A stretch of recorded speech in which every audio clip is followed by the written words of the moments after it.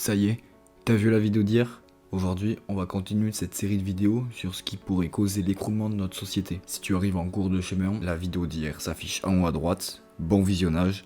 Et pour les autres, installe-toi confortablement sur ton lit, mets ton casque ou tes écouteurs, remonte ta couette et c'est parti.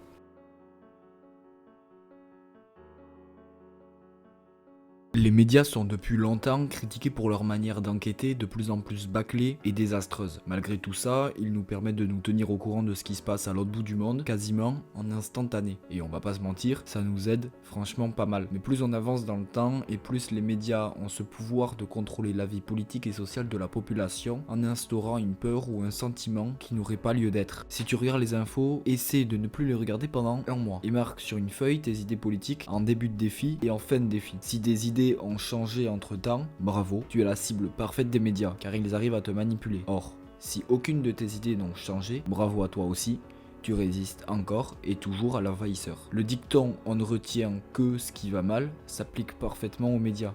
Car si tu regardes bien, il n'y a quasiment que des mauvaises nouvelles dans les médias actuels, que ce soit télévisé ou non. Des attentats, des catastrophes, des vols, des meurtres, bref, tout ce qui pourrait instaurer en toi une peur ou un sentiment qui te ferait sentir en insécurité, alors que si tu ne l'avais pas regardé, tu ne serais même pas au courant de tout ça. Appeler une personne qui ne connaît rien ou qui ne regarde pas la télé pour un imbécile, moi, j'appelle ça un sage.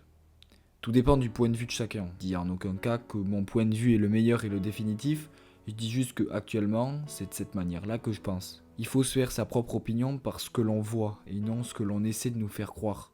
Je trouve intéressant que les médias, n'importe lesquels, nous donnent accès à des informations politiques ou non. Mais ce que les médias se devaient de faire, c'était être entièrement neutres dans leurs propos afin que chaque personne puisse se faire son propre avis. Mais en fait, au fil des années, les gens ont compris qu'il était facile d'être neutre dans les informations données, mais si les informations qui nous sont données n'essaient que de nous faire peur, qui a gagné? Sûrement pas nous. En attendant, abonne-toi, laisse un like et je compte sur toi pour être présent demain à 18h. Ciao.